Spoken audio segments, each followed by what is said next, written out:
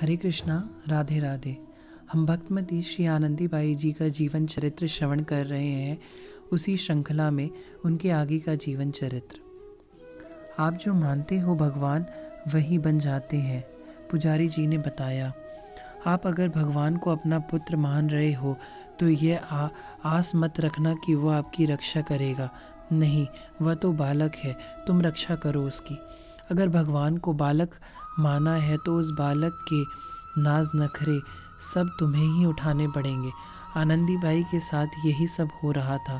श्री कृष्ण, जिनको आनंदीबाई ने नाम दिया आनंद वल्लभ, और इनकी प्यारी लाडली बहू श्री राधा। आनंदीबाई की साधना ही यही थी, अपने लाला का ख्याल रखना और अपनी बहू की हर मांग को पूरी करना। आनंदीबाई कहती थी, नाम जाप, मंत्र जाप आदि से भी श्रेष्ठ है भगवान से संबंध जोड़ लेना, क्योंकि नींद में नाम मंत्र भूल जाते हैं हम, पर संबंध अगर गहरा हो तो वह स्मरण में रहता है। इसलिए भगवान से रिश्ता जोड़ लो, फिर वह तुमसे बोलेगा, जिद करेगा, लड़ेगा, प्यार करेगा। इसलिए संबंध बनाओ भगवान से। पुजारी जी बता रहे थे, एक दिन उदास थी आनंदीबाई। उनके लाला आनंद वल्लभ ठाकुर जी ने आकर पूछा, मैया उदासी का कारण क्या है? क्यों उदास हो? अब तेरी बहू कह रही है उसे हार चाहिए, तो मैया ला देना, उसकी इच्छा होगी। अपने लाला जी के मुख से यह सुनकर आनंदीबाई ने सोचा, कह दूं, कहाँ से लाऊं, पैसा तो है नहीं। पर उन्होंने नहीं कहा, लाला से क्या कहना, जो भी होगा मैं स्वयं देख लूँगी। ऐसा सोचकर वह बाजार चली गई।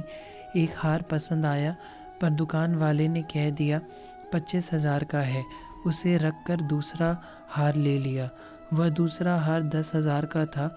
कल पैसा दे दूंगी। दुकान वाले जानते थे कि आनंदीबाई को 10,000 का हार लेकर जैसे ही मंदिर में आई, मुंह फुलाकर बैठी हुई है इनकी लाडली बहू, और साथ में लाला भी। क्या हुआ अब तुम दोनों को? झुंझला कर बोली, ये हार नहीं, वो वाला हार चाहिए जिसे तुमने पहली बार देखा और 25,000 का सुनकर लौटा दिया था।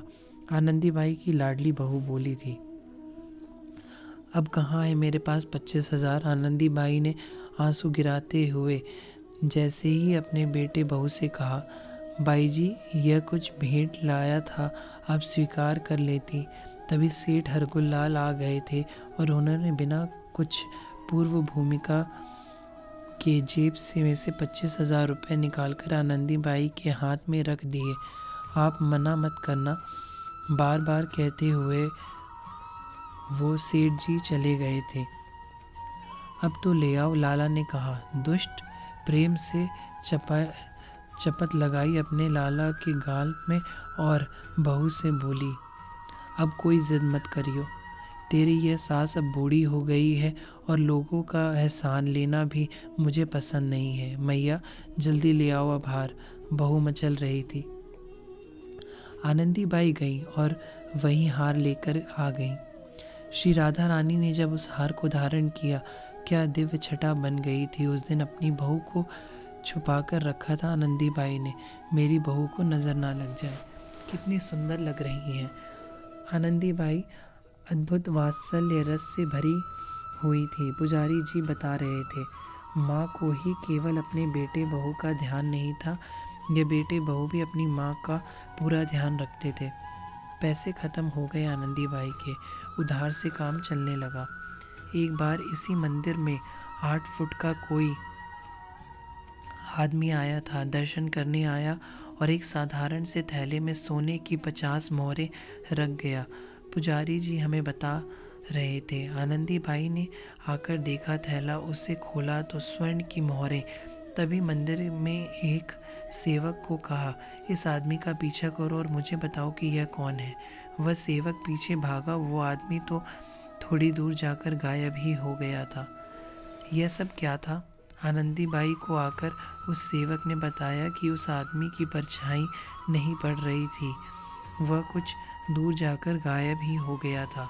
लाडली बहू हंसने लगी। क्या हुआ, हंसती क्यों हो? वह कुबेर था।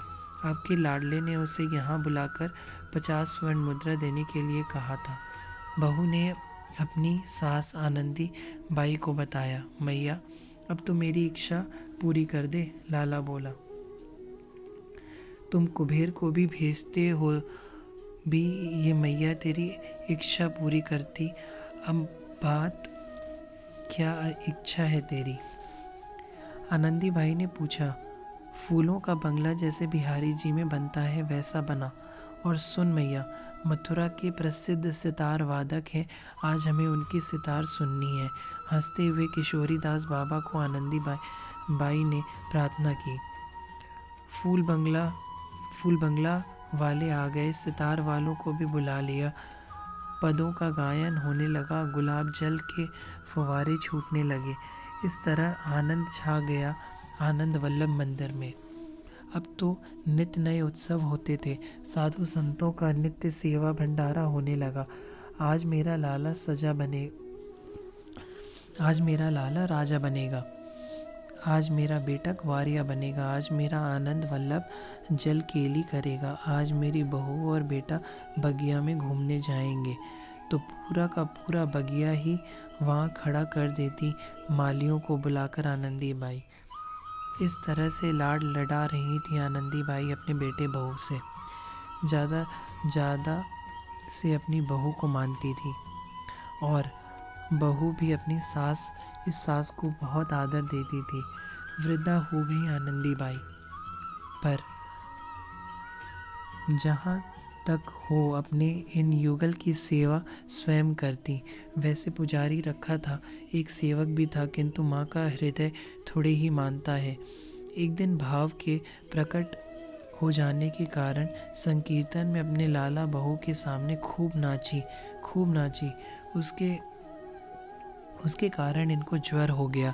ज्वर की ओर इन्होंने ध्यान नहीं दिया तो वह बिगड़ और गया।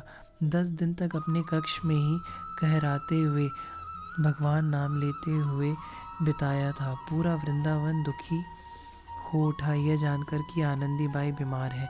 सेठ हरगुल्लाल ने आगरा तक के वैद्यों को बुलवाया, किंतु कोई लाभ नहीं हुआ।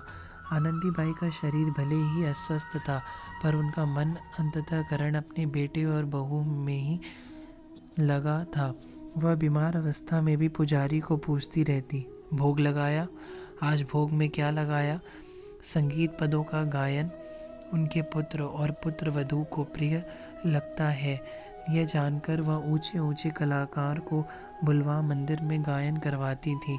सेठ हरगुल्लाल जब आगरा से एक प्रसिद्ध वैद्य को बुलवा लाए थे, तब आनंदी बाई यही कह रही थी, क्यों पैसा खर्च कर रहे हो सेठ जी?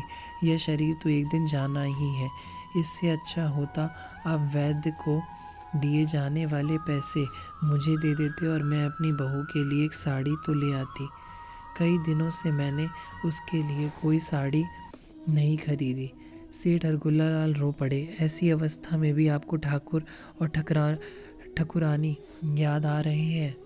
सेठ जी, यही दोनों तो हैं मेरा और कौन है, बेटा और बहू। उसी रात ठाकुर जी आनंद वल्लभ और श्री राधा रानी आनंदी बाई की बहू दोनों ही आनंदी बाई के कक्ष में आ गए। पर यह क्या, डांटने लगी थी दोनों को आनंदी बाई। क्यों आए हो तुम लोग यहाँ? मैंने 10 दिन से स्नान नहीं किया, मेरे पास मत आना। आनंदी बाई चिल्लाती रही, पर ना उसकी बहू मानी ना बेटा। हाथ पकड़ लिया था अपनी मैया का लाला ने, पर आनंदी बाई अपनी बहू को देखकर कह रही थी, साड़ी बहुत दिन से नहीं खरीदी मैंने बहू, क्या करूं, बीमार पड़ गई ना। श्री राधा रानी जो इनकी बहू थी, उनके कमल नयन से अश्रु बहते जा रहे थे। मेरा लाला, मेरी लाली, अब मुझे अपने में ही ले लो तुम दोनों। यह कहते हुए आनंदी बाई ने अपना शरीर त्याग दिया। सुबह जब वृंदावन वासियों को यह समाचार मिला कि आनंदी बाई का शरीर शांत हो गया है, एक व्याकुलता पूरे धाम में फैल गई थी। उमड़ पड़ा था पूरा वृंदावन। यमुना तट पर आनंदी बाई की चिता तैयार की गई। इनके कोई नहीं था, कोई शिष्या आदि भी नहीं बनाए थे बाई जी ने जो अग्नि दे, कौन देगा इनको अग्नि। तभी सामने से सुंदर साड़ी पहने अत्यंत सुंदर एक युवती आ रही थी। मैं दूंगी अग्नि, मैं दूंगी, उस युवती ने कहा। पर आप कौन हो? मैं इनकी बहू हूँ। इससे ज़्यादा वो कुछ बोली भी नहीं। किशोरीदास बाबा वहीं खड़े थे। उस युवती ने अग्नि दी, परिक्रमा दी और अंतर ध्यान हो गई। ये जो साड़ी पहनी थी ये तो मैंने ही खरीद के लाया था। सेठ हरकुल लाल आगे कुछ बोलते उससे पहले ही किशोरीदास बाबा बोल उठे। बाई जी की बहू साक्षात श्री जी ही थी और मुखाग्नि देकर चली गई। कहते हैं उस चिता के पास एक सुंदर लड़के को रोते हुए देखा गया था। आनंदीबाई के चरणों में साष्टांग प्रणाम। पहले माता को, उसके बाद उनके लाडले पुत्र और बहू को। धन्य ऐसे भक्त। जय जय श्री राधे।